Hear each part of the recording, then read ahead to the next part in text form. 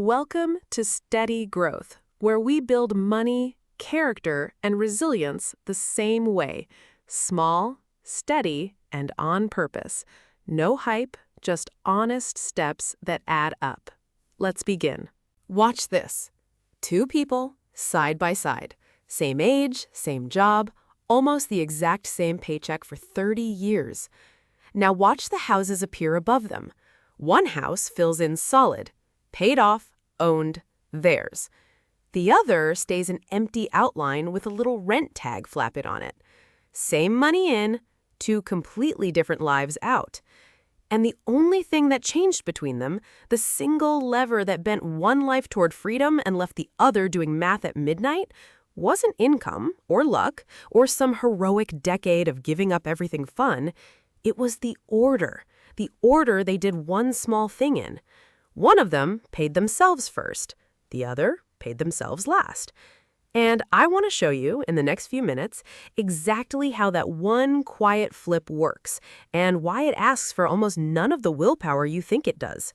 Let me draw the way almost everyone handles money without ever really choosing to. The paycheck lands. There's the arrow. Then watch it scatter.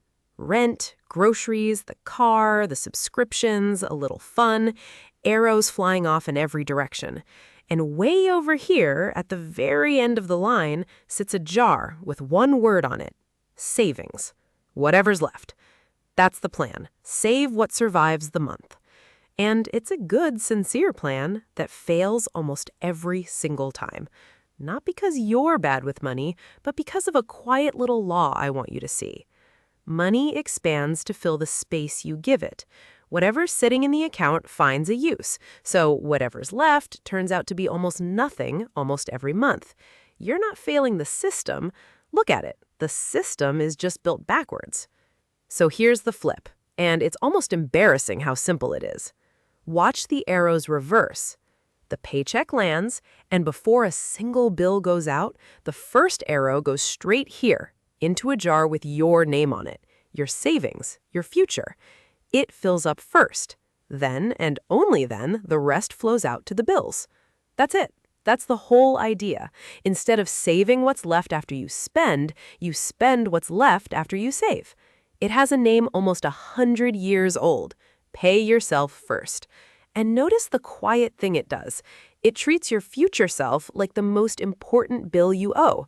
More important than the phone company, more important than the streaming service. Because here's what was really happening before. Every single month, you were already paying everybody else first.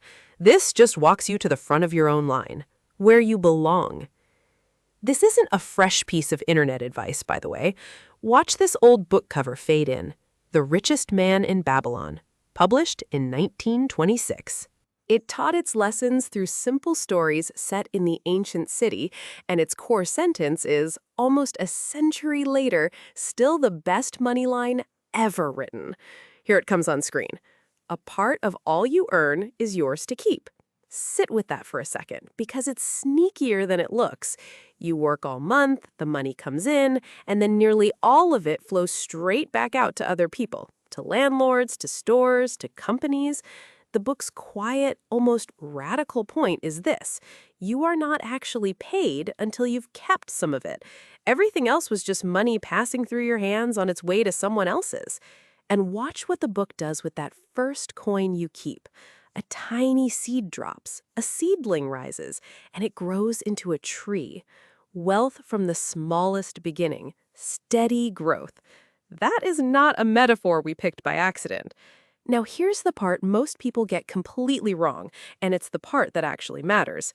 They hear pay yourself first and picture this: a little figure straining against a giant boulder, teeth gritted, white-knuckling past every temptation to spend. Willpower. And here's the trouble. Willpower is a terrible savings plan because willpower runs out. Watch the battery drain. You've got a finite amount of it, and by the end of a long, hard day, it's gone.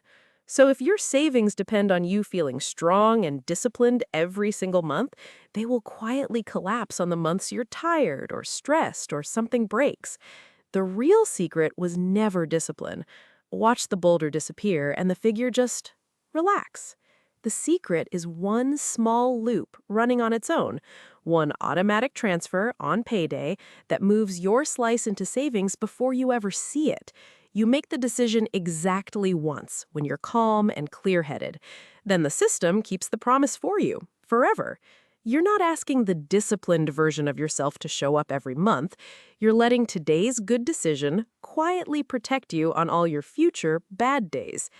But wait, you might be thinking, I can't afford to lose 10% of my paycheck. And here's the genuinely surprising thing savers and researchers keep bumping into.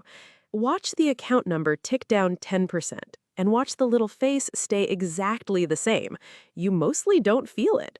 When the money never lands in your checking account in the first place, your spending quietly reshapes itself around the smaller number almost on its own.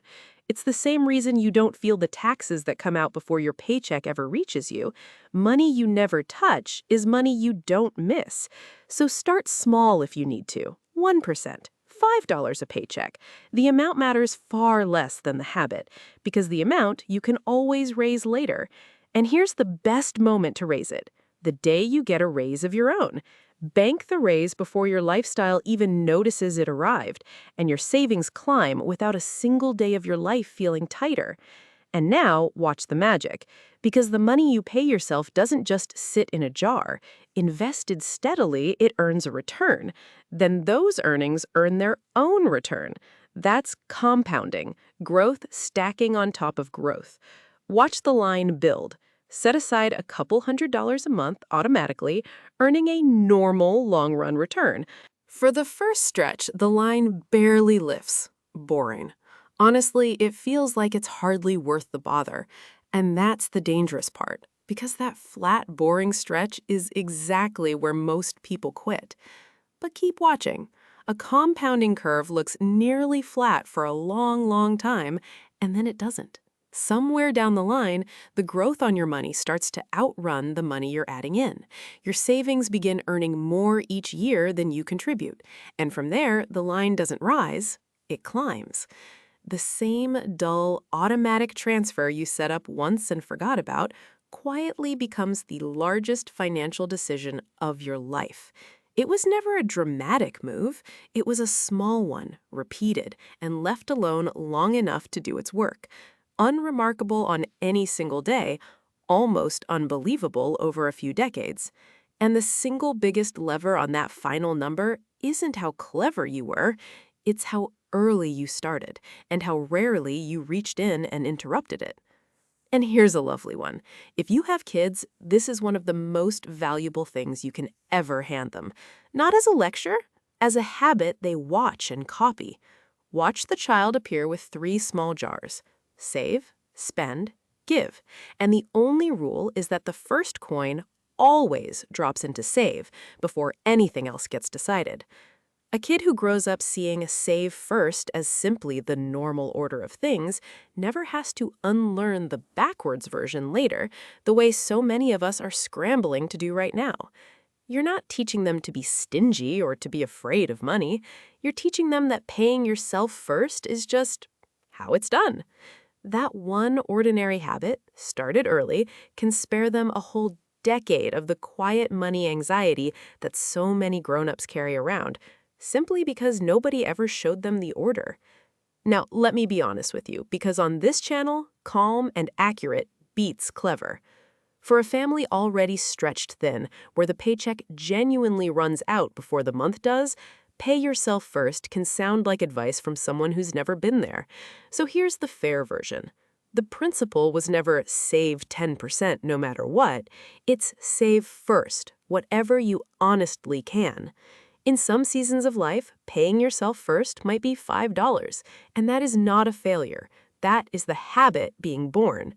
The point was never the size of the slice, it's the order and the automation and the quiet new identity that comes with it. I am someone who pays myself first. So start exactly where you actually are.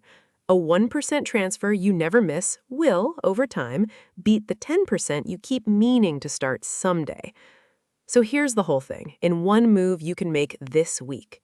Don't try to save harder, just change the order. Set up one automatic transfer on payday for whatever amount is honestly doable, and then spend what's left instead of trying to save what's left. You make the decision once, the system keeps the promise, and years from now, that quiet, boring little habit might just be the entire difference between the two people we started with. Same job, same paycheck, two completely different lives. You're worth being first in your own line, so pay yourself first. Spend what's left after you save, not the other way around. If something here was useful today, the best thing you can do is use it tonight in one small way. And if you'd like to keep growing with us, you're welcome in our tribe at familycreative.org. It's where we gather the tools and resources we build for people doing this on purpose, and where you can learn more, share what's working, and help someone a few steps behind you. That's the whole point.